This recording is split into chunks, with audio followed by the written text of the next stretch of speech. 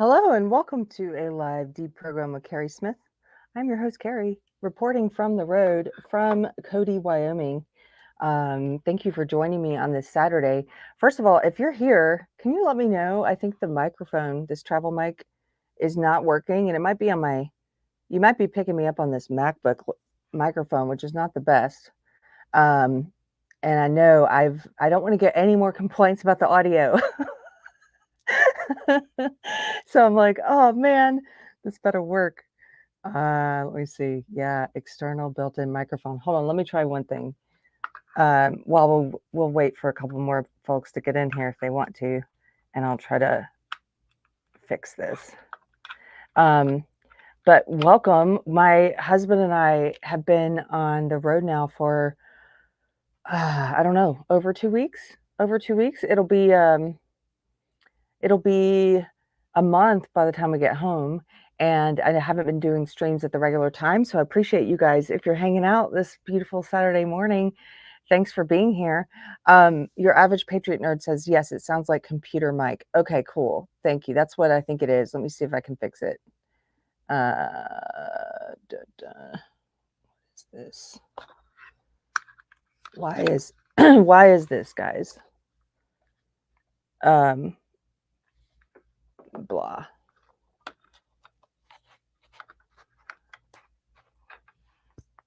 I need a hey Texas sheep lady. She says you do sound a little muffled, but it's good to see you. It's good to see you too. Okay, I think I may have fixed it. Let's see. There it is. Boom. Does that sound better? Here's the mic. Does this sound better? Good morning. Hey Randy Wallen, good to see you. It doesn't sound bad, just sounds okay. I think this is fixed. This is my travel mic. Yeah, so we're in Cody, Wyoming, and I've just been trying to do these when I can, and I can't stick to the normal schedule while we're on the road because a lot of times we're driving, we're in the van, or we're in a place without Wi-Fi, or we're in a campground.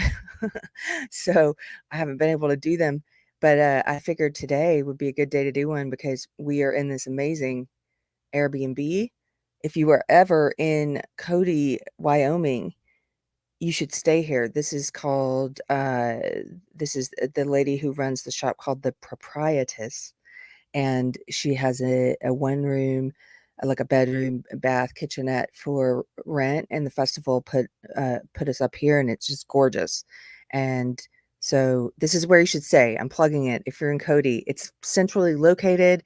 We've been walking to all the shows. So my husband's playing this Yellowstone Songwriter Festival, and today's the last day of shows. Last night was amazing. We've gotten to see a lot of there's like 22 songwriters here, and then some folks who have written for hits like who's here? Let me think. Susan, crap, I'm blanking on her last name now. She's amazing. She wrote Wide Open Spaces for the Chicks. She's written a lot of great songs, and she's so funny. Her songs are so funny and touching, and it was great to hear her last night. And anyway, it's a whole bunch of songwriters, and if you're in the Cody, Wyoming area, this may sound far-fetched, but it's not. I've been meeting people on the road at my husband's shows who watched Deprogrammed, who came out. There was M, who I mentioned before. Hello, M, who drove a very long distance each way to come to the Carbondale show in Colorado. That was amazing. And so if you're out here and you want to say hello, there's 2 more shows today. And then if you're in Albuquerque, New Mexico, we'll be there soon. And you can go to anthonygarciamusic.com and you can get info on that show. And I would love to meet you. And yeah, there we go. Randy says, I hope you visited the Cody Firearms Museum. Here's my choice, Randy. This morning we were going to go to the museum where I was going to stream, and I said I should probably stream, and we'll see if we can fit it in. We're not sure yet. I really want to go. Everybody says it's right down here. I could walk to it. But we haven't had time yet, and it's like the best museum, so we want to get over there. This town is so cool. Let me tell you, all of Wyoming, Montana, we drove a little bit through Utah and a little bit through Idaho. Just amazing scenery, where you could just pull over and you're looking at this amazing canyon. At one point we were laughing because this one canyon we were driving through, we thought, wait a minute, is our geography messed up? Is this can't be the Grand Canyon, but this is a very Grand Canyon. What is it? It's huge. It just kept going and going. It was called Fire Gorge, and we pulled over, took some amazing photos there, and did some video with Anthony's music. And then we've done some hikes. Before I get into the topic, I'll just tell you, if you're interested in hiking, here's what I would suggest. We did a sort of a short hike with a beautiful payoff, and that was near Pinedale, Wyoming. That was called Sacred Rim, and that was just amazing. And you could probably do that hike, even if you think you can't, even if you're not in shape. It was a pretty gentle climb, and then when you're at the top, it's just spectacular. We also did a very difficult climb. That was in Colorado. We did a 14er, which we didn't really know what we were getting into. It's a 14,000 feet. And my husband's base he hikes a lot. He said, "Hey, doing this hike tomorrow. If you want to get up and go with me, we got to get up at 3:30." And we said, for some reason, "Yeah, sure." So we got up at 3:30. It was freezing there in Colorado, and by the time, I think it was 30 something degrees when we started, so we were all bundled up, and we started the hike at 5. We had to drive there, and then this was Mount Bierstadt. That's where we went. Mount Bierstadt. This is a great hike. Anthony and I are not, I'm out of shape. I'll just admit it. Anthony's in a little bit better shape than me, but we had to stop a lot because the altitude change. You're starting at like 10,000 feet and you're hiking to 14,000 feet. And parts of it, you're just scrambling up rocks. It's just boulders, and that was pretty difficult. But when you get to the top again, that sense, it was worth it. That sense of accomplishment. We did it. And Tiger did it, and Tiger was faster than us. Tiger's little legs, people were like, "Oh, his little legs." I'm like, "Yeah, he's got 4 of them, and he was putting us to shame." He was running ahead, and then he would look down at us like, "Why are you taking so long?" And he would run back down and then walk with us a little bit and then go. So it's almost like he hiked it twice, that little dog. He's a good hiker. So anyway, those are places I would recommend. The Sacred Rim hike was great, and the Mount Bierstadt, if you want a very difficult one, in Colorado. That was near, where was that one? That was near Fairplay, Colorado. Okay.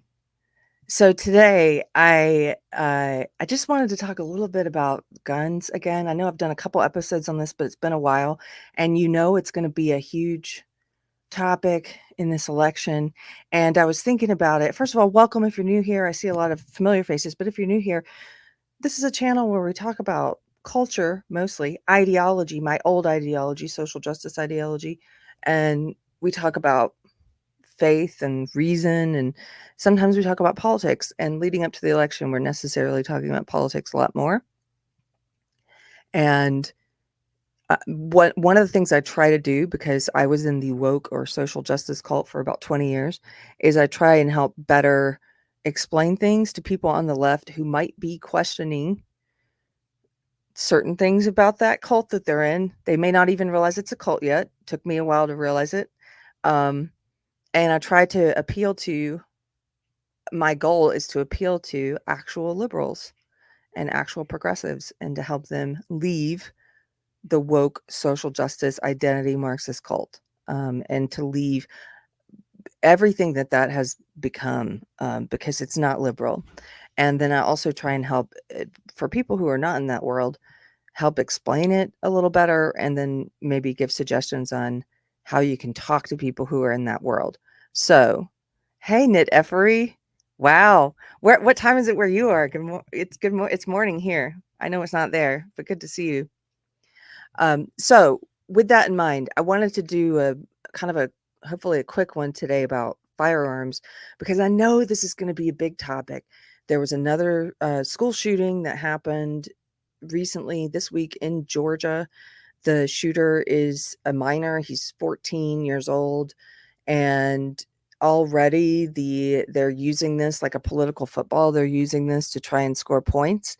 And so I thought we would start there and then go over some facts about guns and some things that you can say to people on the left who don't know a lot about guns, but who've been told what opinion they should have, and people who are well-intentioned and open to listening. Now, I know that's not a lot of people, but you will meet some. I've met some, even on this trip, people you can talk to who, if you bring up if you bring up the right facts, that sometimes they will listen to you, and if you bring it up in a way that's not confrontational. Okay, so let's start right here. First of all, let's start with this lie. So J.D. Vance addressed the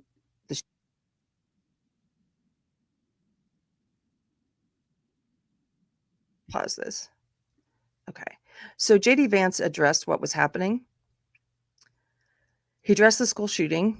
And I don't know if you saw this, but all across my timeline, and the media, the mainstream corporate media, and individual politicians and figures on the left immediately started saying that J.D. Vance and the Republicans said that school shootings are a fact of life and we just have to get used to them.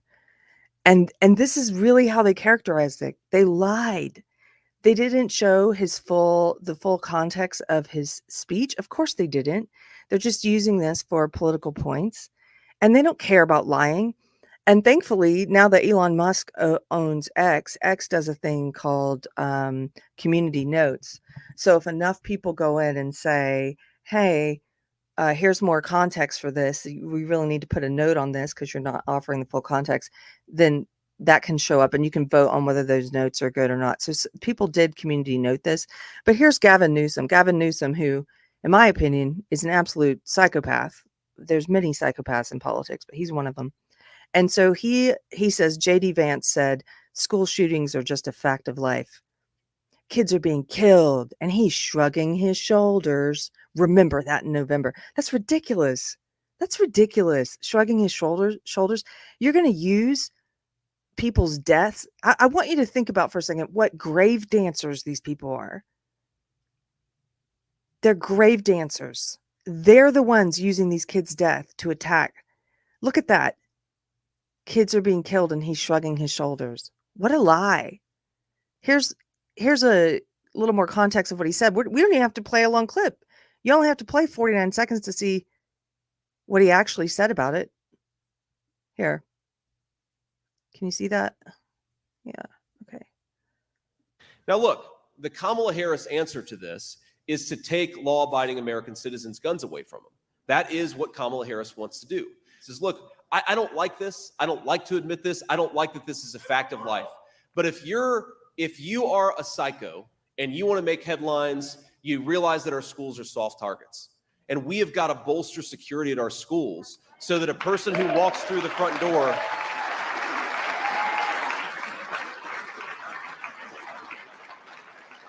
we've got to bolster security so that if a psycho wants to walk through the front door and kill a bunch of children, they're not able to.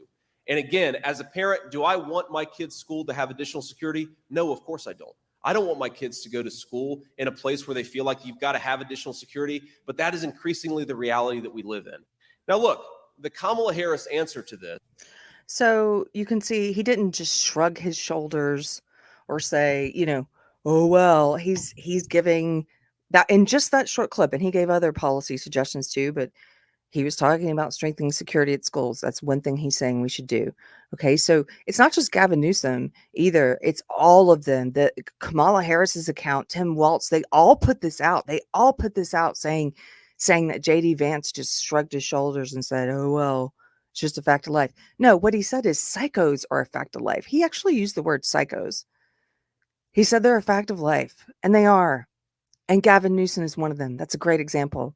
And pretending like they don't exist doesn't protect us from them or make it any better. We have to address the fact that we live amongst people who are mentally, I was going to say unwell, but it goes beyond unwell. We live among people who are mentally unwell. That's true. But we also live among people who have character disorders, who are evil.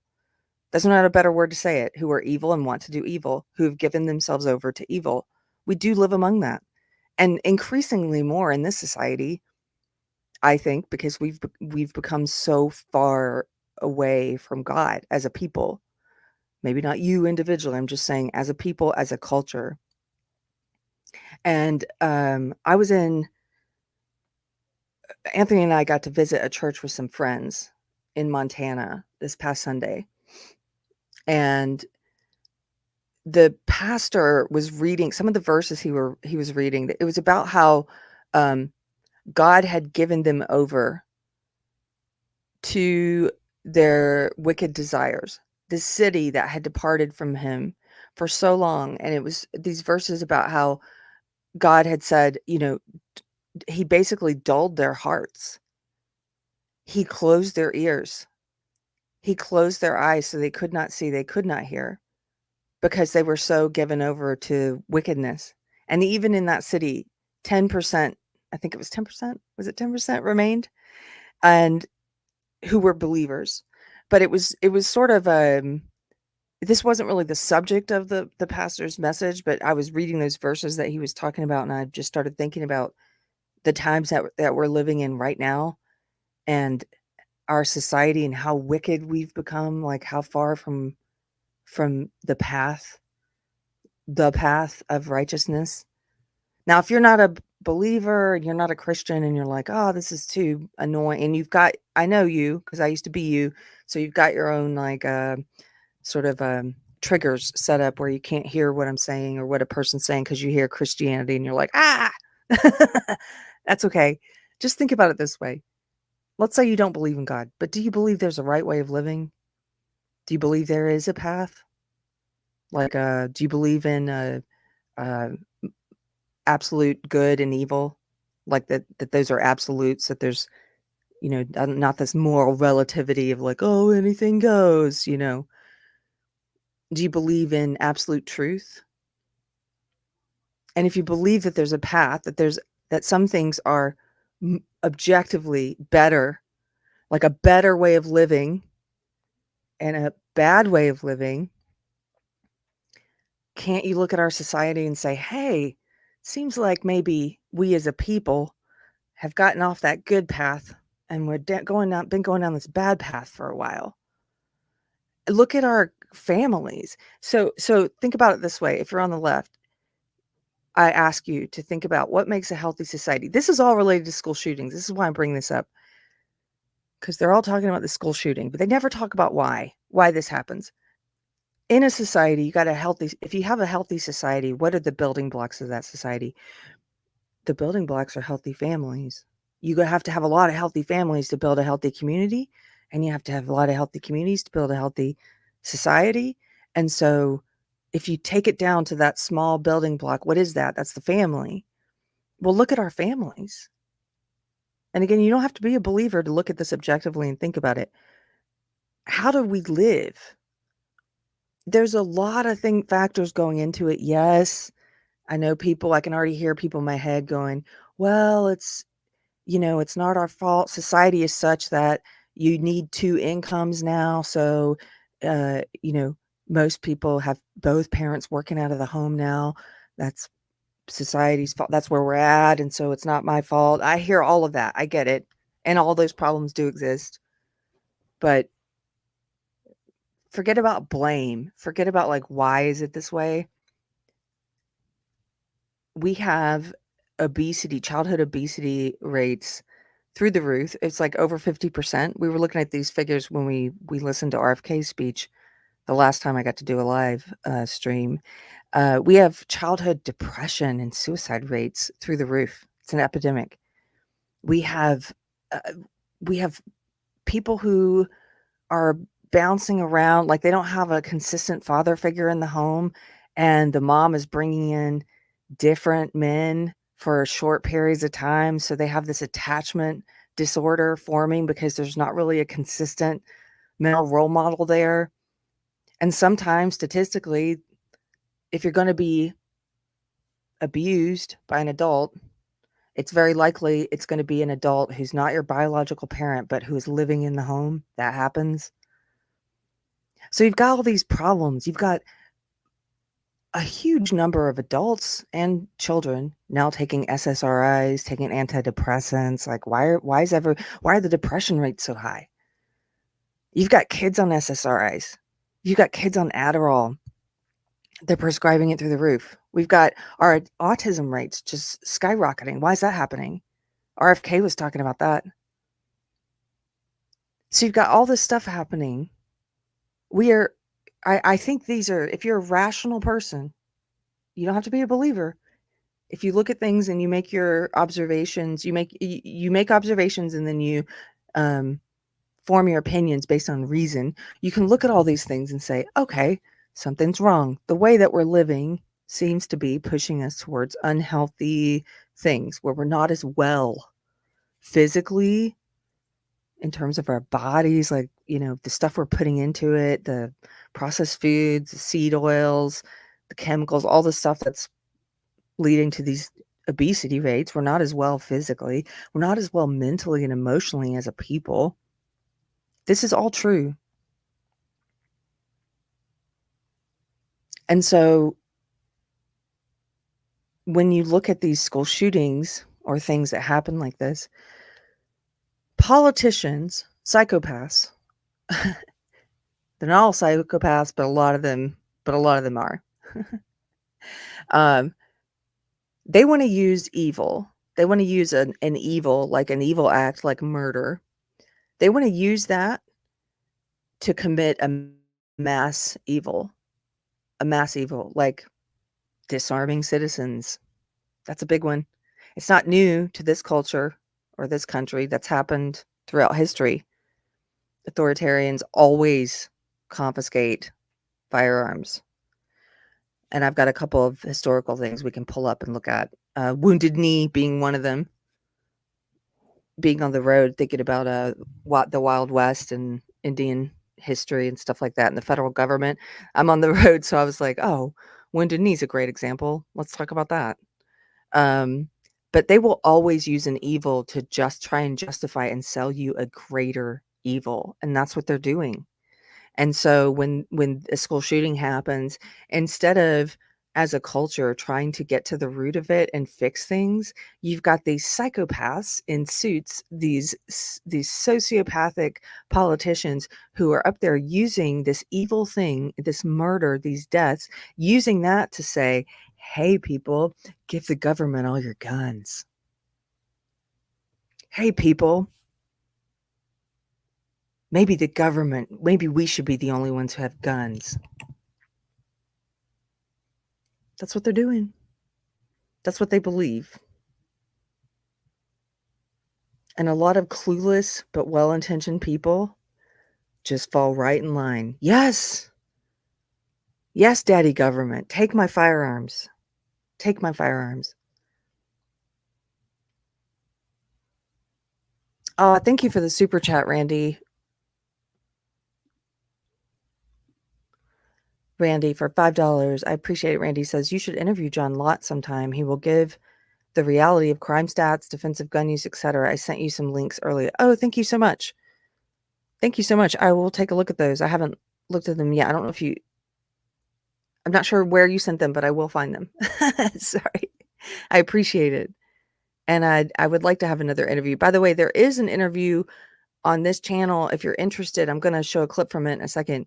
But I got to interview Jake Wiskerson about mass shootings and gun policy and about suicide and all these things. I got to interview him. It was probably a year ago now. And he's really interesting. He's a really smart guy, very insightful. He's a marriage and family therapist, but he also works for Walk the Talk America, which is a mental health and firearms nonprofit.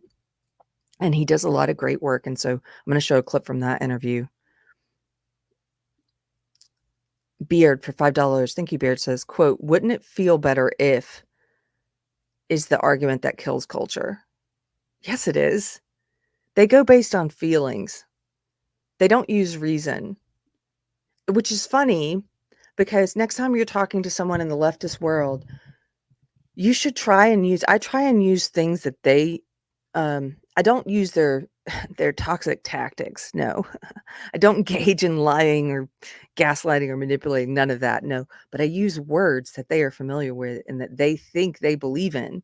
So, for example, they think they are the party of reason. They do. They think that. They really think that. I know it doesn't bear out if you look at their actions and the things that they actually push. But they think they believe in reason. So I appeal to that because they think they're the reasonable party. So I will ask them, well, let's look through this topic, like using reason. Wouldn't you say that X implies that Y is true? So you kind of use that word reason to get them to think about something because they don't. Most of the time, they make their opinions based on emotion. Here's a great example. So FBI stats, let's use FBI stats. You can use any stats. They're pretty consistent. They show that rifles account for less than 3% of all gun deaths. Rifles, right? Okay. So you've got these politicians out there, these psychopaths, especially on the left. Sometimes you get them on the right as well. But you got them out there every freaking election season saying, we're going to get rid of assault weapons ban. First of all, assault weapons, that's a manipulative tactic. That's Orwellian language that doesn't really actually define anything. And you can point that out, but you may or may not want to take that tact with someone you're talking to. But sometimes I do point that out. Like, what is that? What is an assault weapon? They can never define it. There is no definition. It's a descriptive word. You could just as easily say defensive weapons. Do you see what I mean? Like, it's just an adjective. It doesn't define anything. So what's an assault weapon? Oh, I don't have one of those. Thank God mine are defensive weapons. Like, doesn't make any sense. Assault weapons. It's Orwellian. It is meant to manipulate. That's what that language is. It's meant to give you an opinion in the word itself. Assault. That's what it's telling you what to think. And if you think you're a reasonable person, if you're on the left, you think you're a person of reason and you're so smart, like, does it bother you that they wind you up and manipulate you so easily? They just put that word in front of it, assault weapon, and now you're like, it's used for assaulting. When you go to Best Buy, do you think that you're going to get the Best Buy, like the best prices ever because they call it Best Buy? I'm being serious. It's kind of funny, but it's true. Like, it's a pretty obvious manipulation there. Don't let them do that to you. Don't use that word if you're on the left, please. All it does is reveal that to people that know things about guns and people who are on the left as well, or the right or the middle, but who are not wound up like this. To us, when you say that term, we know that you're either very easily manipulated and gullible and you don't know very much, or we know that you're a deceiver. One of those two, and neither one's great. So just a tip. But so number one, they keep talking about this made up term assault weapons, and they talk about banning. We have to ban it, right? Kamala's talking about it right now. Got to ban assault weapons. Okay, when you break it down, you try to figure out what are they talking about. They're talking about rifles. So you ask them, hey, so rifles only account for less than 3% of gun deaths per year? Less than 3%? So why do you want to ban a gun responsible if it's the gun that does the killing, which is what the gun's the problem. They are from this camp of believing that the gun's the problem, right? So if the gun's the problem, why are you trying to ban the one that's responsible for less than 3% of gun deaths? Why aren't you going after the ones that are responsible for almost all gun deaths, which is handguns? Like, doesn't really make any sense, does it? That's reason. Let's use reason. Why do you want to ban that one?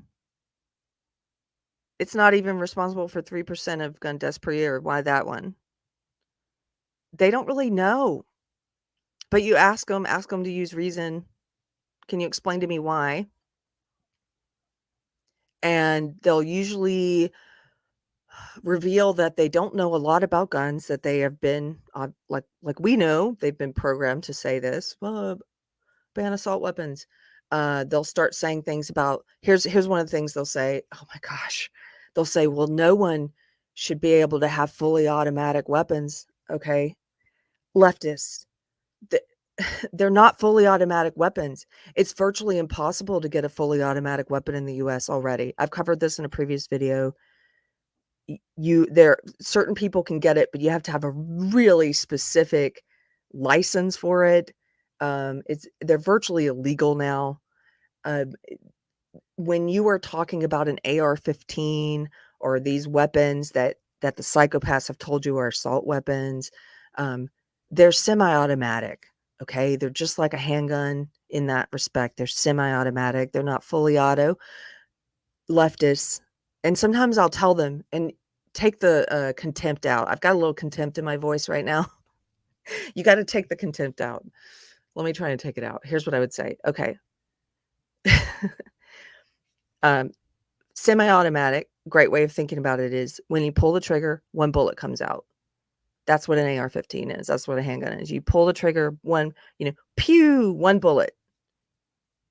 That's what those guns are that you say you want to ban.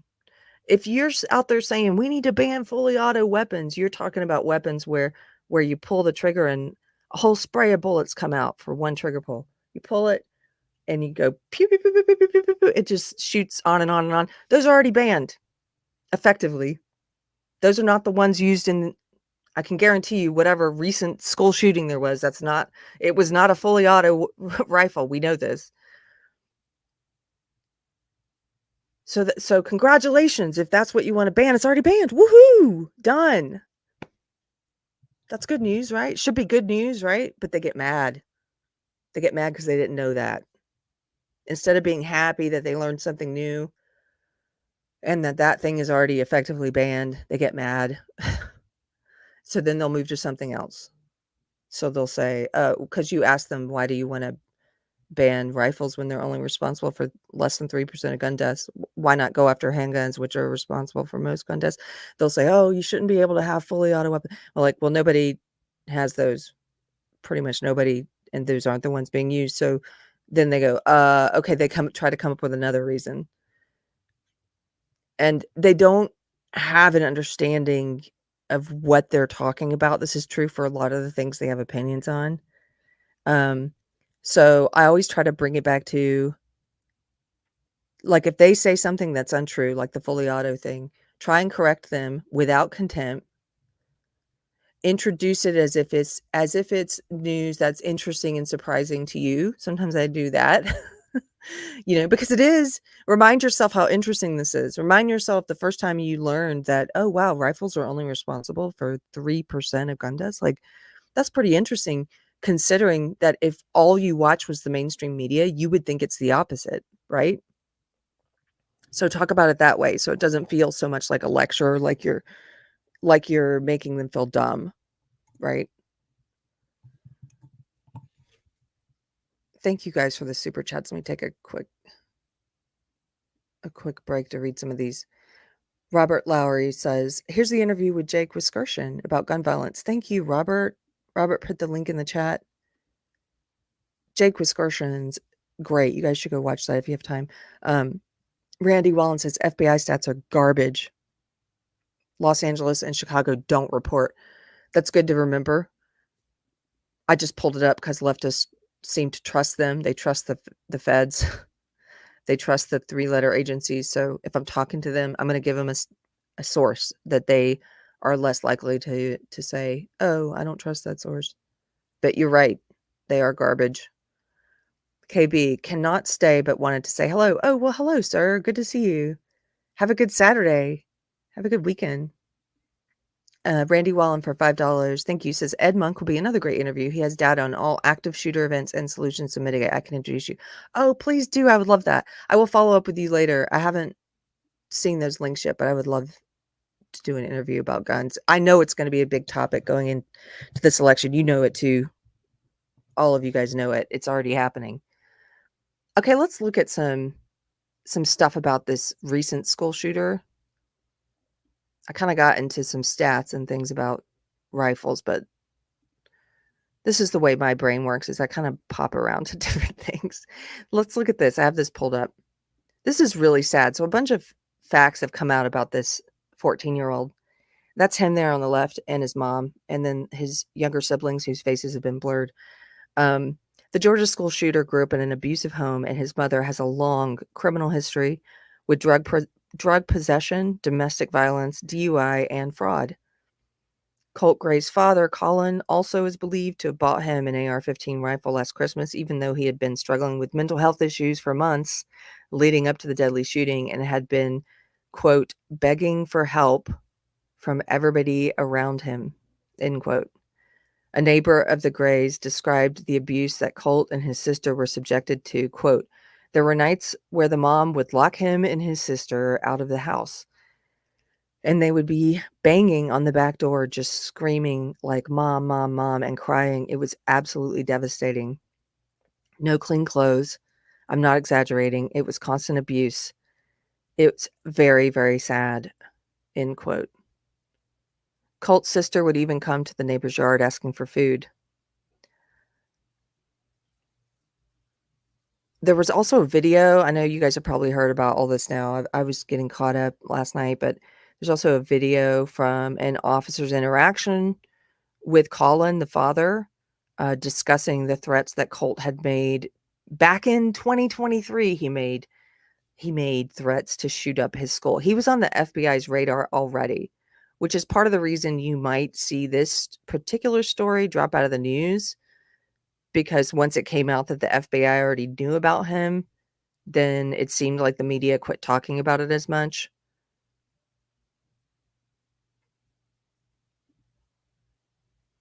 Let me share this tab now. Here's a headline from Fox. Accused Appalachia high school shooters, troubled home life, potential warning signs. New information has surfaced about Colt Gray, a ninth grader accused of opening fire inside of Appalachia High School on Wednesday morning, killing 2 teachers, 2 students, and injuring 9 others. The details shed new light on potential warning signs missed prior to tragic events. The Fox 5 I-team has reviewed public records and obtained a recording of an interview between Colt Gray, his father, Colin Gray, and the Jackson County Sheriff's Office. The interview took place after the FBI received a tip last year regarding a threat to shoot up a school, allegedly made on a gaming app. So they went, and it's a recording of them asking his father, do you have weapons in the house? I do. Are they accessible to him? And he said, yes. I mean, there's nothing loaded, but they are down. And the father went on to say, we do a lot of deer hunting. He shot his first deer this year. The emerging details paint a troubling picture of a fractured family life. According to police and court records, Colt Gray's home situation was tumultuous. Colt lived with his father while his 2 younger siblings resided with their mother, Marcy Gray.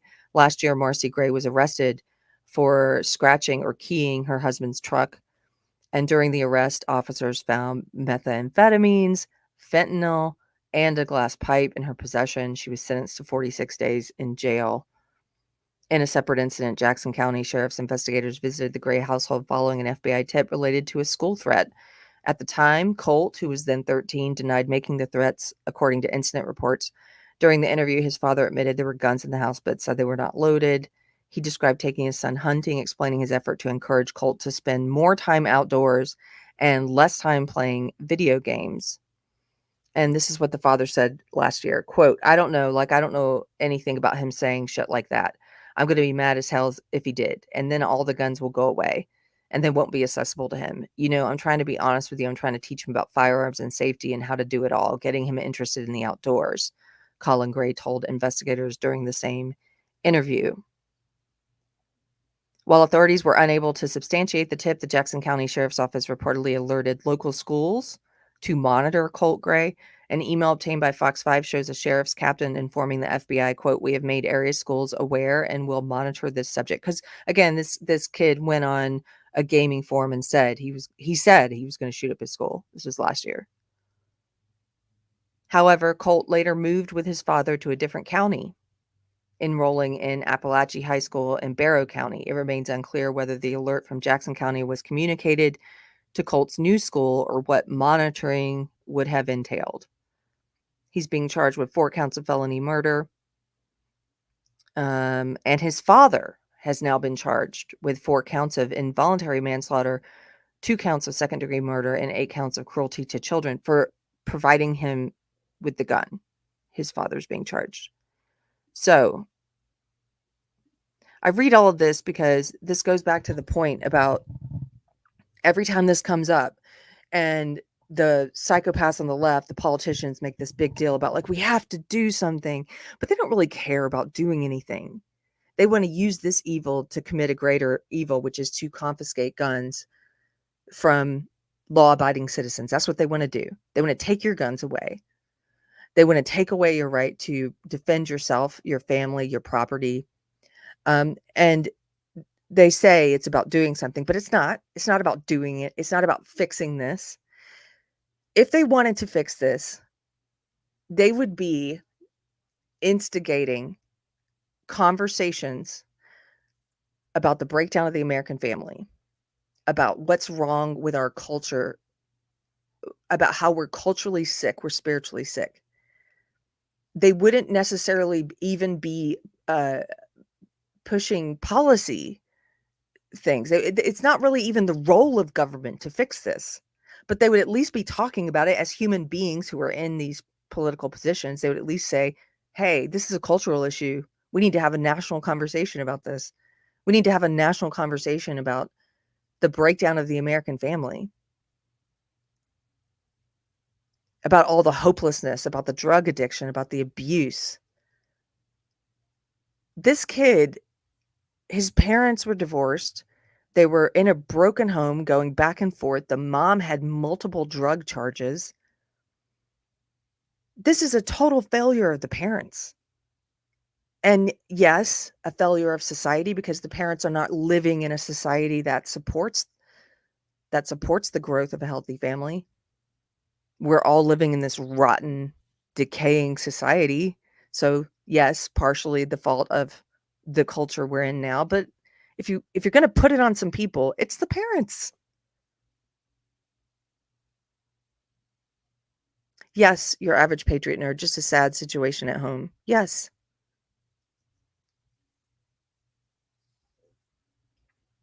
And nobody's having that, the sociopaths on the left, the ones pushing for gun confiscation, they don't want to talk about what really causes this.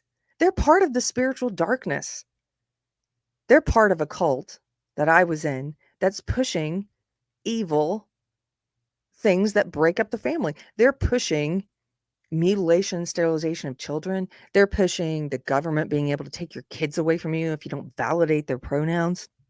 They're pushing all kinds of darkness.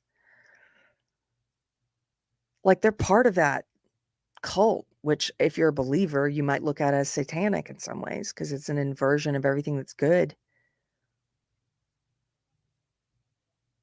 When they do give policy solutions or they implement policies that do the opposite of incentivizing healthy families.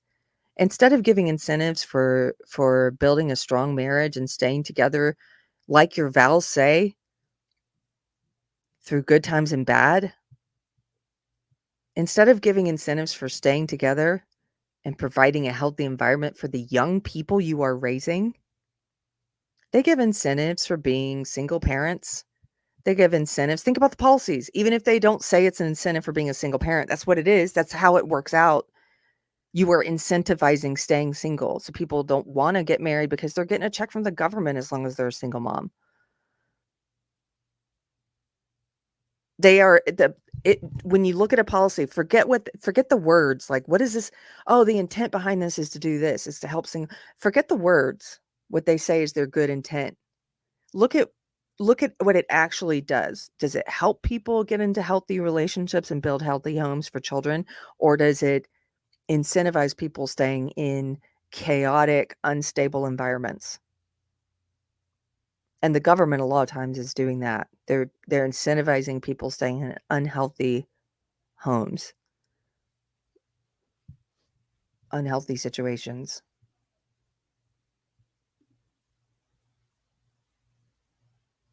None Your Business says the left doesn't want to stop mass shootings. They plan on using it as a tool to disarm all of us so they can stop enforcing the rest of the Constitution.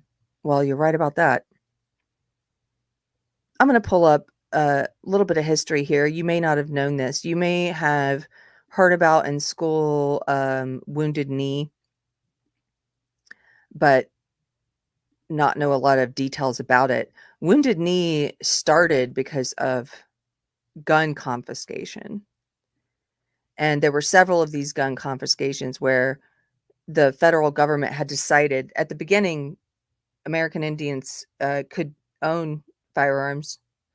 But at some point, the federal government started saying, no, we're going to confiscate these guns for your own well being. What does that sound like? In the interest of the public good. Anytime they say the public good, man, be on alert. Okay, look at this. We're going to read through. I pulled up a couple different history pages, but this might be the best one. Now, I know you probably, this is from a site called ammo.com.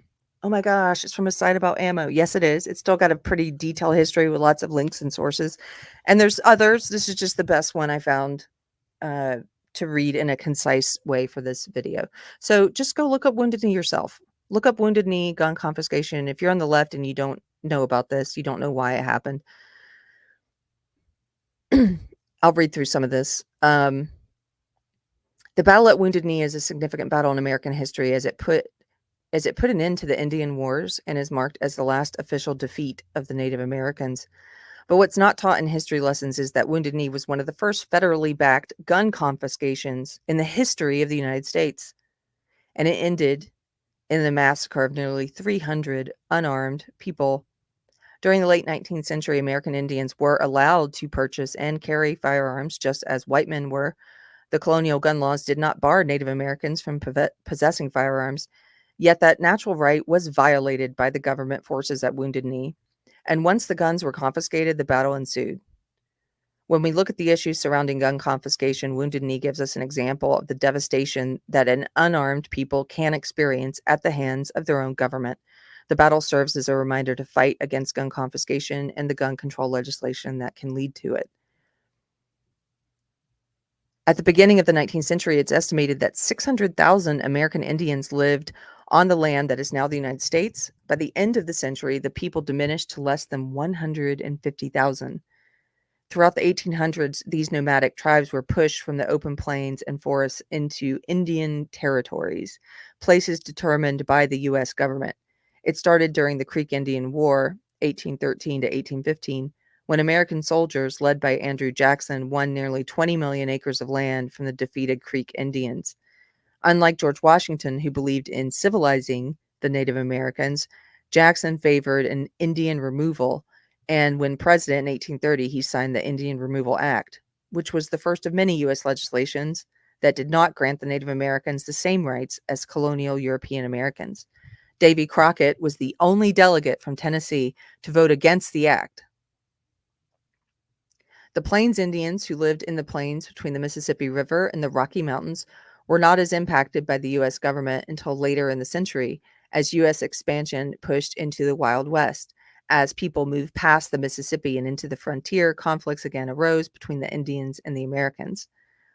In an attempt at peace in 1851, the first Fort Laramie Treaty was signed, which granted the Plain Indians about 150 million acres of land for their own use as the Great Sioux Reservation.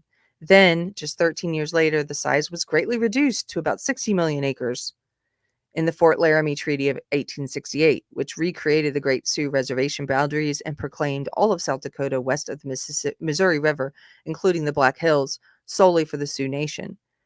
As part of the treaty, no unauthorized non-Indian was to come onto the reservation, and the Sioux were allowed to hunt in unceded Indian territory beyond the reservation that stretched into North Dakota, Montana, Wyoming, Nebraska, and Colorado. If any non-Indian wanted to settle on this unceded land, they could do it only with the permission of the Sioux. That was until 1874, when gold was discovered in South Dakota's Black Hills. The treaties that were signed between the Native Americans and the U.S. government were ignored as gold rushers invaded the Indian territory and issues arose, such as the Battle of the Little Bighorn. As time went on, the American Indians continued to be pushed into smaller territories, and their lives began to diminish.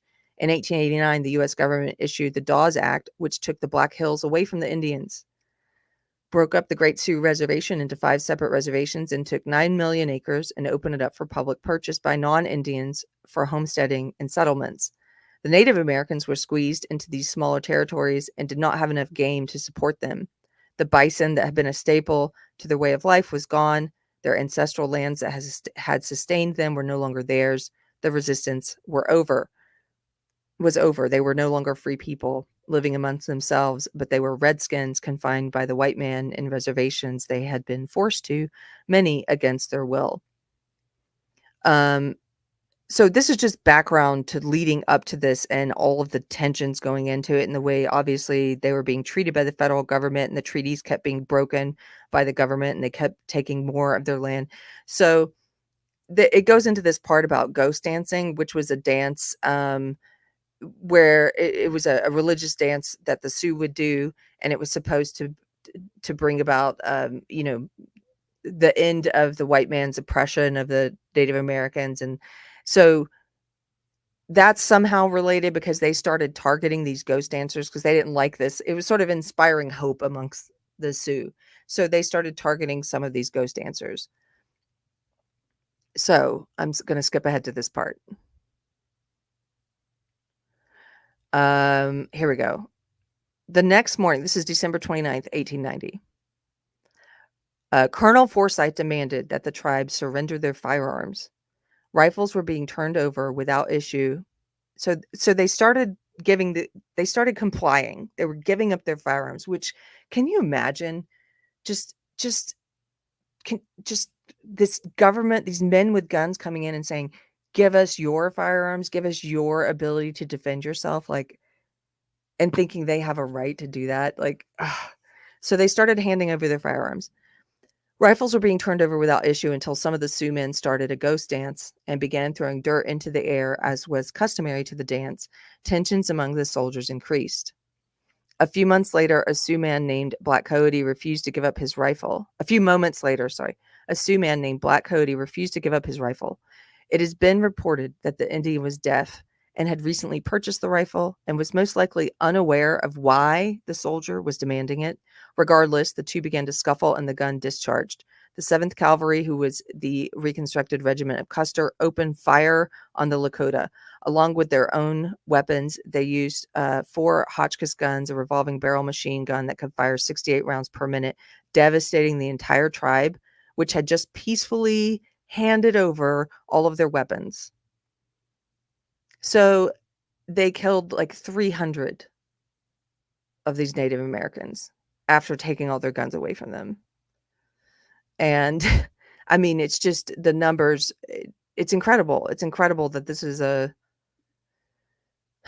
that we can have stuff like this in our history, and that leftists can claim to care about, because they're in a cult that claims to care about oppression and claims to care about identity groups. Are very big on caring about what race you are and what sex you are and what sexuality you are, and they claim to speak for the so-called oppressed groups, but they don't actually care about something very important that led to this massacre. Like what functionally led to it. You disarm a people and then you kill them.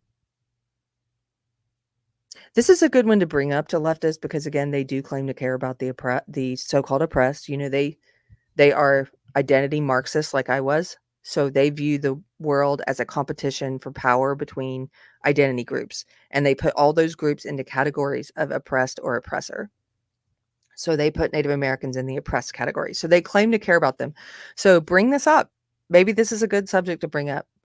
Say, what happens when you give the federal government the only gun in the room? When you say, okay, government, you're right. It's too dangerous for us citizens to have guns. We're going to let you have all of them.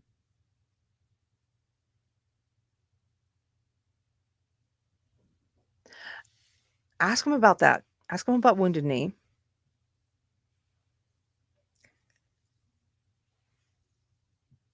If you start having this conversation with them, one of the first things they would say is, well, I don't think the government should take all of our guns, just the assault weapons. They'll go back to that.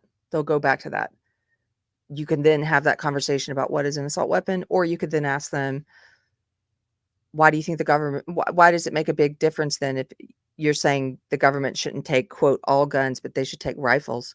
Rifles only account for 3% of gun deaths. What difference is that going to make? What difference is that going to make? You're going to let them take the guns that are responsible for less than 3% of gun deaths, and you think that's going to affect gun deaths? Are you crazy? So what happens after that?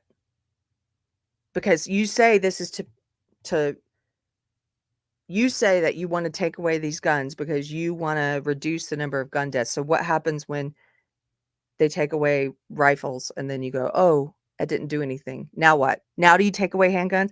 Do you see what they just did? You just let the government, these psychopaths in government, create a precedent for removing semi-automatic weapons from your home. Because you gave them the right to take away semi-automatic rifles. You said, sure, do it. Even though they're only responsible for less than 3% of gun deaths, do it. Now they've got that precedent. Now you're not allowed to have a semi-automatic rifle anymore. So why should you have a semi-automatic handgun? Oh my goodness. You know what they're going to say to you then? You know what they're going to sell you then? Then they're very same psychopaths, very same ones are going to get on the TV and they're going to say, we're not allowed to have semi-automatic rifles, so why should we be allowed to have semi-automatic handguns? They're responsible for most of gun deaths anyway. They've always been responsible for most gun deaths. And you guys are going to eat it up. Some of you. Some of you will wake up then. Some of you will wake up then. But a lot of you will eat that up too. Sure, take away your handguns also. What could possibly go wrong? What could possibly go wrong with trusting the government? They came into Wounded Knee and said, we're taking away your guns for your own safety. That's the same thing Kamala Harris and Tim Walz are saying. For your own safety, we must do this. I want to show you some of the stuff she said.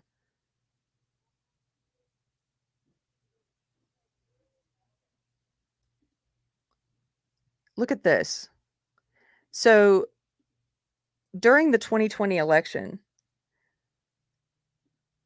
when she was in the Democratic primary, Kamala, and she was running against Biden. Now remember, Kamala's never won a primary. They just appointed her to be the nominee this time. They didn't even let the Democrats have an election, a primary election. They just selected her. And remember back in 2020, she didn't even get one electoral vote. She's so unpopular. But this was her in the primary debates in 2020. And this is where Biden basically says, you can't just confiscate guns. As president, you can't just go in and with a executive order and take people's guns away. And listen to this psychopath Kamala Harris tell Biden, yes, you can. Listen to this. Senator Harris, you have said that you would take executive action on guns within your first 100 days, including banning imports of AR-15 assault weapons. That's right. President Obama, after Sandy Hook, more than 23 executive actions, and yet here we all are today. In recent days, former Vice President Biden has said about executive orders, some really talented people are seeking the nomination. They said, I'm going to issue an executive order. Biden saying there's no constitutional authority to issue that executive order when they say I'm going to eliminate assault weapons, saying you can't do it by executive order any more than Trump can do things when he says he can do it by executive order. Does the vice president have a point there? Some things you can, many things you can't. Let's let the senator answer. Well, I mean, I would just say, hey, Joe, instead of saying no, we can't, let's say yes, we can. Let's be constitutional. We got a And constitution. yes, we can. Senator Harris, you have... Did you hear that? This made me want to vomit when I heard this. Joe Biden there at the end saying, let's be constitutional. We've got a constitution. And she's just doing her sociopathic cackle and saying, yes, we can. And here's what's grosser about it. This is why I wanted to vomit. Pure evil. Yes, thank you, Sugar Bear. Pure evil is what that woman is and what she's proposing. But she does it with that that witch in the gingerbread house way of speaking. She does it with that wolf dressed up as grandma in Little Red Riding Hood kind of thing, like she does it with a smile.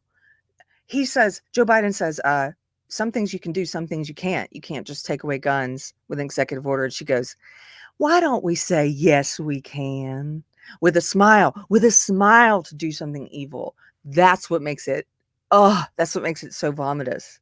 Like if you were writing a horror movie and you wanted to have a villain in it and you make them commit the evil they're committing in the horror movie with that kind of a smile and that kind of a mask, I find that so much more creepy than just coming out and assertively saying, yes, I can, and I'm going to. That's also evil. You're still saying, I'm going to use executive order to do something unconstitutional, to disarm the citizens, to violate the Second Amendment. You're still evil. But when she does it with that female mask of motherly, like, hey, Joe, like a sociopathic kindergarten teacher. How about instead of saying, no, we can't, let's say, yes, we can. Yes, we can take away the rights of all the citizens. Yes, we can violate the Constitution, set it on fire. Yes, we can violate the Second Amendment. It's disgusting. This psychopath, Kamala Harris, is very likely going to be our next president. We're going to have to get used to this, probably. I say that not because I think she's going to win on votes, but because I don't trust the elections anymore. I'm still voting. Don't let that, if you don't trust the elections, if you're like me, don't let that stop you. Make it very, very, very hard for these evil, I almost said a curse word, for these evil jerks. Make it very hard for them. Please vote. Please get out the vote. But man, you should also be prepared for them to do what they did last time. That clip. Okay, I have some other clips pulled up, but that's just one of the, if that doesn't tell you everything you need to know about her opinions on the Constitution, and it doesn't matter to her at all, about her intentions with guns if she gets in there. Beard for $10. Thank you, Beard. Says some people next door started screaming racial slurs and then they started shooting. I called the cops. They never showed up. So why would I surrender my ability to defend myself? This is a great point. You've got leftists out there. You've got these communists who pretend to be liberals. They're not liberals. Kamala Harris is not a liberal. You've got these communists out there saying that we need to defund the cops. And at the same time saying, and take away your right to defend yourself. Talk to people in San Francisco. I saw a news report recently on a leftist site talking about how long it takes the police to respond. And the police in San Francisco now don't even respond to certain calls because they're so overwhelmed and they've reduced the police force. So if it's just a domestic dispute or something, that it's like, oh, well, we're not going to show up for that. Like,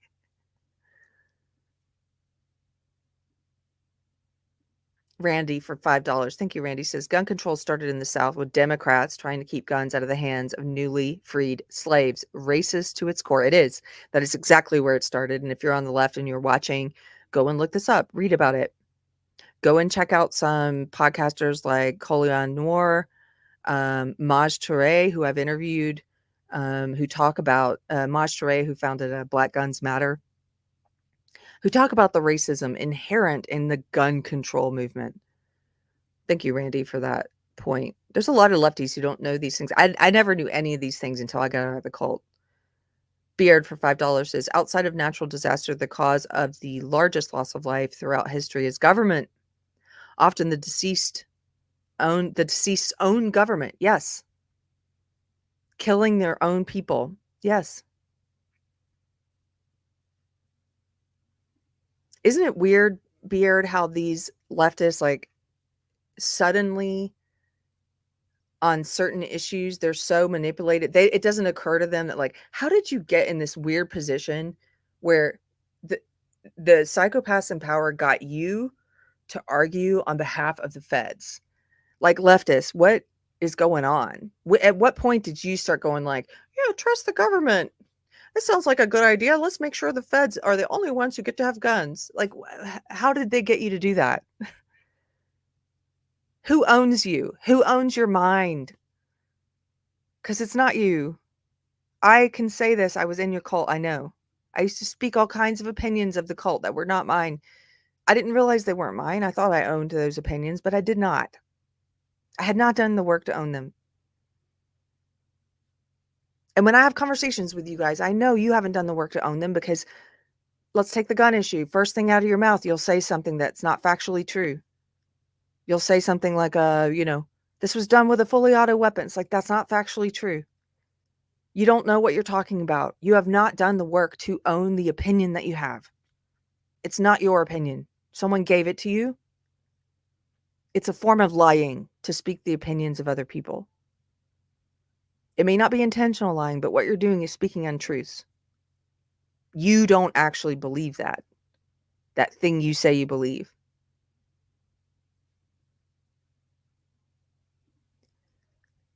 Randy for $5. Thank you, Randy. Says the U.S. government planned the wholesale slaughter of bison to starve the Indians into submission. Pure evil. Yes. And suddenly, depending on who's in office, who's in power, the left is like, suddenly like, oh, we trust the government. Yes, let's give the government our guns. Bunny May, thanks for becoming a new YouTube member. Hey, I know you, lady. Good to see you here. I won't reveal your identity, but very good to see you. Thank you.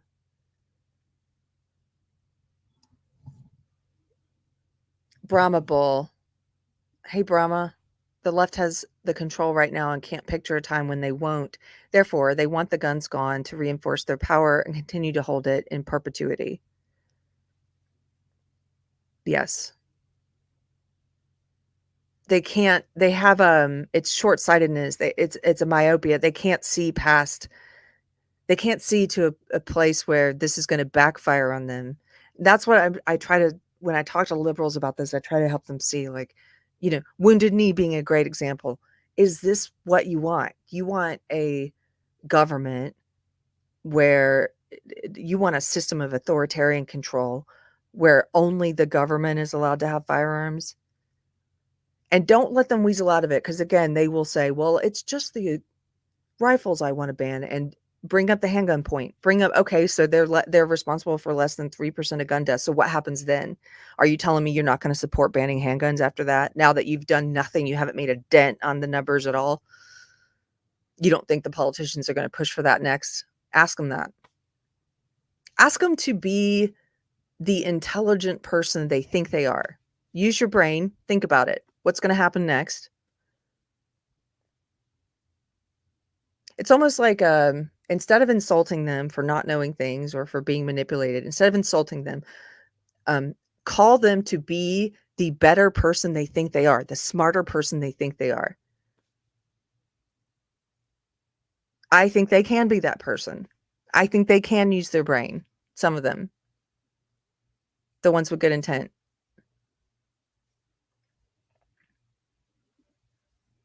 WG, hey, good to see you here. Thanks for the generous super chat. WG for $50 says a full 50, no swear jar fines today. I know, I didn't even swear. I almost did. I swore to my husband, WG, when I was talking about that, when I watched that Kamala clip. I was like, I'm going to keep it off the air. Thank you so much. By the way, I should say, if you like Deprogrammed and you want to support the channel and help me keep doing these videos, and one day help me afford to hire Mystery Chris full-time, you can do so here at YouTube. You can become a member, you can give a super chat, or you can do so at Patreon, Locals, or Subscribestar. And if you can't do that, no worries. My videos will always stay free, and you can help the channel grow by sharing it or leaving a comment. Mark for $5. Finished Hillbilly Elegy is an excellent book and gets into the effects of generational family trauma that you're discussing. Let's do it then, Mark. I'm going to pick a date and we're going to discuss this for book club. Hillbilly Elegy is J.D. Vance's book. We've talked about it and I just haven't picked the date because I've been traveling. But since you've already read it and everybody says this is a great read, I've been meaning to read it for a while. Let's read it together. I'll pick a date and I'll announce it on the community tab. So go, that's going to be the next book for sure. Go get it if you want to be a part of book club. It's topical. We should read it before the election, I think. WG, thanks for becoming a YouTube member. And wow, so generous today. Gifted 5 memberships. You guys, thanks to WG, the membership fairy, if you picked up one of those. Brahma Bull, Harry Reid could not see beyond his time in Congress and removed the filibuster for judicial appointments. It came back to bite him in the butt. you didn't say bite him in the butt, but it came back to bite him in the form of Supreme Court justice appointments that reversed Roe. Yeah, it did. Don't be short-sighted, people. Leftists, don't be short-sighted. Randy has already read Hillbilly Elegy. Great. So we'll pick a day, and if you want to come to discussion, that'll be fun. Robert has a link here of ways to support Deprogrammed if you want to. Thank you, Robert. Brahma Bull. I think I'm going to get to see Brahma Bull on the way home, which is exciting for me. I've been able to see 4 or 5 friends on this trip. It's awesome. I just want to, again, my mind pings around, and when I read super chats, I get a little distracted, but I just want to say something. I was talking to one of the musicians here last night, and we were talking about gratitude, and we were talking about being grateful for your circumstances, no matter what they are, and no matter if it's a stepping stone to something else that you're looking forward to, but being grateful for where you're at that time, because there are always blessings baked into it. Even though you may be going through trials and there may be a lot of negatives as well, or frustrations or things you have to deal with, there's always blessings, always. And on this trip, like, my husband and I have been counting our blessings nonstop. It's like, we're able to go out on the road. He's able to take time and go do music for other people. And sometimes I get to come with him, and that's amazing. We get to see the country and meet people and see some of our friends from online in real life. And if you haven't seen it yet, I got to meet my friend Maria Tuscan in real life. I've known that girl for 5 years now, but we had never met in person, and that was amazing. So we did a stream together in person. That was the last video on this channel, and she kind of recapped the knitting wars for people who were there or who missed it, and talked about life after that kind of attempted cancellation, and it was just great. And so we've been blessed with so many friends and just gifts and stuff on this, just generosity, people opening up their homes to us on this tour. And my friend Nicole gifted me this beautiful hat. If she's watching, thank you, Nicole. She gifted me several hats that were her mom's, just very meaningful gift. And we've met some new friends, some based people. I won't out them. We've met some based people along the way, and it's been a really great thing. And one of these new based people I was talking to is worried about, I wouldn't say she's worried about cancellation, but we were talking about cancellation and worried about like a mob coming for her online. And I'll say this to people: if you're on the left and you're thinking of leaving, or you are leaving, or you have left woke, I always want to repeat this and underline this. And I hope Maria's story, that last interview I did, underlines this. There are so many positives on the other side of getting over your fear and leaving that cult and saying what you really think. There's so many positives. Even if you go through a cancellation, even if they hurt you in very real ways, even if they hurt your business, even if they hurt your sense of security or your name or your reputation, like, there are still so many positives. The people that you meet when you're out of that cult, you're going to meet people who are based in reality, who are more grounded, who are generous, who are kind, who are authentic. They're authentic. They know who they are. They know what they believe in. They're confident in it. Your relationships are going to be better. You're going to have better people in your life, strong people in your life. When you go through a cancellation, it's going to root out the weak people and the cowards who maybe you didn't even know you had near you. But it's going to root them out. So it's a blessing in disguise.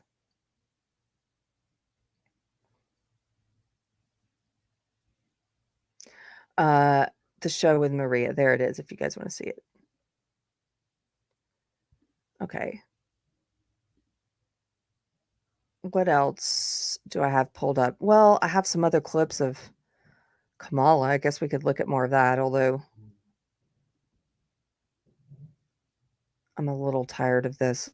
Let's look at this though quickly. I don't know if you guys saw, like I mentioned, we were in Colorado on this trip as well, and there's a story that a lot of the mainstream media is trying to bury. They don't want to cover it. They don't want the cult to know about it. They don't want the leftists in the cult that I used to be in to know about it.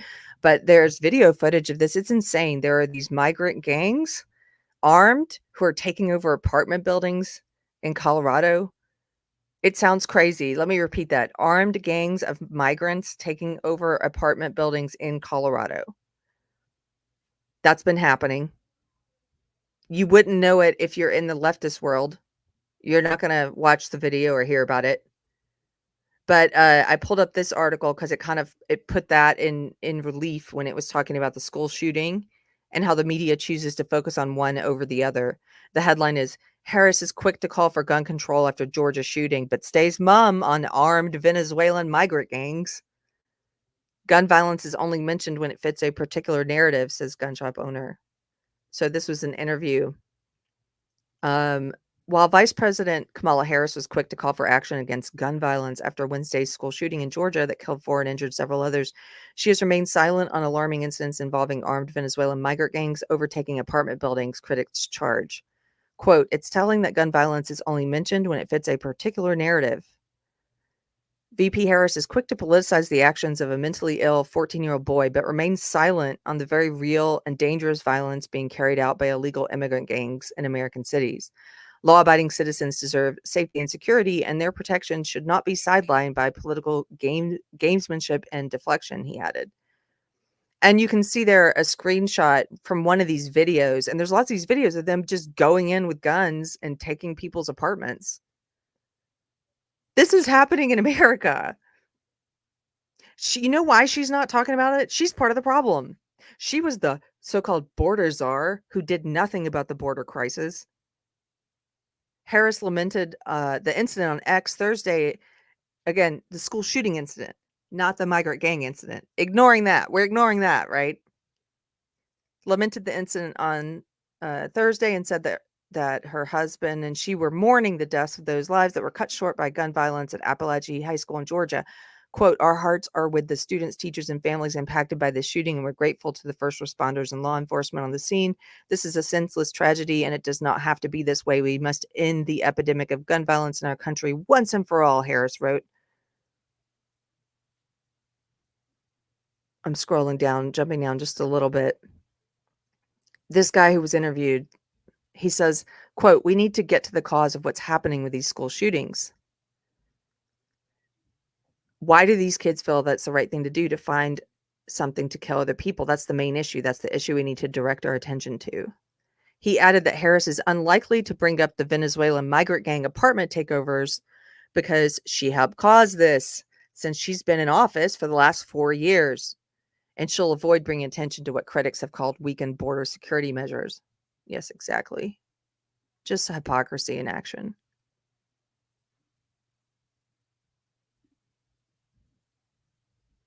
We also saw on Twitter recent stories of migrant gangs killing people's pets, hunting the Canadian geese. This was Haitian immigrants, but it's like we have a crisis at the border. And the people who, again, I'm just imagining people on the left watching, the people who are saying we need to do something about, even Harris is now saying we need to do something about, which is funny because you've had 4 years to do something about it. They're not saying no immigration. They're saying, hey, can you follow the laws on immigration? Can we get back to following the law? Can we do that? Can we get back to just legal immigration? Randy, thank you for the $5 super chat. Says Venezuelan gangs are everywhere. Dallas PD confirmed gang activity in North Dallas. Linked to the trendy Aragua gang report out of Wisconsin yesterday as well. Wow. Thank you for that.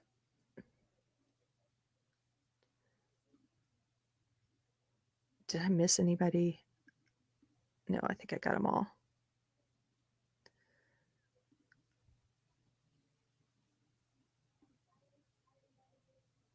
I've got a Kamala Harris and Tim Walz clip pulled up about guns, but you've seen everything you need to see with that clip from her from 2020 saying, yes, we can with executive order confiscate guns.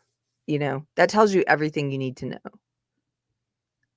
There's a ton of other clips of her too, talking about coming for rifles, assault weapons.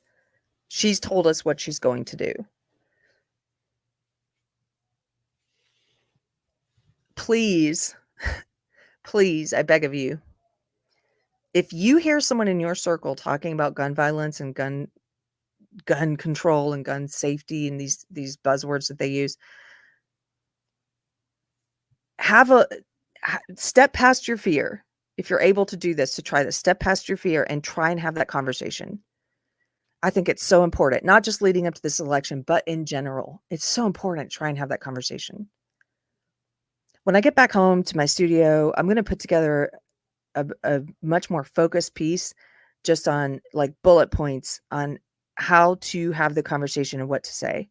Because I think this is so important beyond this particular election.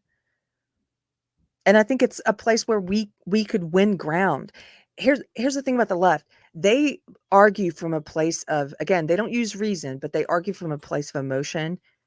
And they try to make the moral argument. They try to say we're on the side of good. Like they try to make the moral argument like, well, I'm against kids dying. They don't have the moral high ground on this issue. So don't let them claim it falsely. You have the moral high ground on this issue. We have the moral high ground on this issue because we not only believe, yes, of course, murder is wrong and should be and is illegal. And obviously we want to disincentivize people, psychopaths breaking the law. We agree on that. But on top of that, we believe that it is a great moral evil to disarm citizens. And it is. You're right. We're right about that. They are okay with using one evil to justify a mass evil. We're not. We're saying that's evil. And this is an even larger scale evil that you're trying to do. And we're not okay with it. So make the moral argument. That's where they like to operate anyway.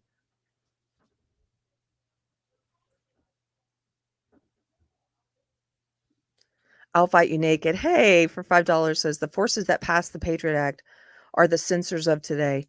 The final level of control requires shifting back to using Team Red. The final level of control requires shifting back to using. Oh, I think you're saying, correct me if I'm wrong, but you're talking about how the powers that be manipulate both teams, like Team Red, Team Blue, this fake tribalism they've created. And yes, they do. And yes, I fully expect them to start manipulating conservatives again.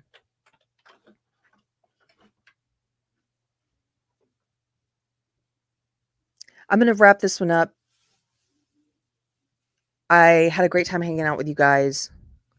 I'm looking forward to seeing you when I get back to Texas in the studio. Thanks for tuning in whenever we're able to catch some Wi-Fi here on the road on this tour. If you are interested in my husband's music or coming out to the last show in Albuquerque, you can find out more info at anthonygarciamusic.com. And if you are interested in the mass shooting stats I mentioned, Robert dropped the link in the chat. It's an interview here on my channel. It's called On Mass Shootings with Keri Smith and therapist Jake Wiskershin. That's just one of several interviews I've done with the statistics. And you can go in and watch that. I'm going to cover this again leading up to the election. And I'm going to do a focus topic on it about how to have these conversations. But go and watch that interview with Jake. It was great. He's an amazing person if you're interested. And my husband just got back from a walk. So we've got to go. There's something happening with the songwriters downstairs. We're going to go say hello to those folks. He's got 2 more shows today. If you're in Cody, come out and say hello. And if you're a new friend and I met you on the road, hello and welcome. Thanks for being here. Okay. I think that's it. We're going to take off. Where's this outro? Here we go. Oh, let's do the sponsor. But first, a word from our sponsor. Today's Deprogram episode is brought to you by exercise. That's right. Regular exercise has been shown to help boost energy levels and enhance your mood. It may also be associated with many other health benefits, both physical and mental, including a reduced risk of chronic disease. Exercise is defined as any movement that makes your muscles work and requires your body to burn calories. There are many different types of exercise, including walking, running, swimming, tennis, weightlifting, and breakdancing, to name a few. Exercise may even help you live a longer and more fulfilling life. And the best of all, it's absolutely free. That's right. If you're listening to this, you can benefit from exercise for absolutely free. All you need to do is go outside and run or walk to enjoy all the physical, mental, and spiritual benefits of exercise. And for an unlimited time, don't forget to think my promo code, Thank You God, to enjoy all the added psychological benefits of practicing gratitude at no extra cost.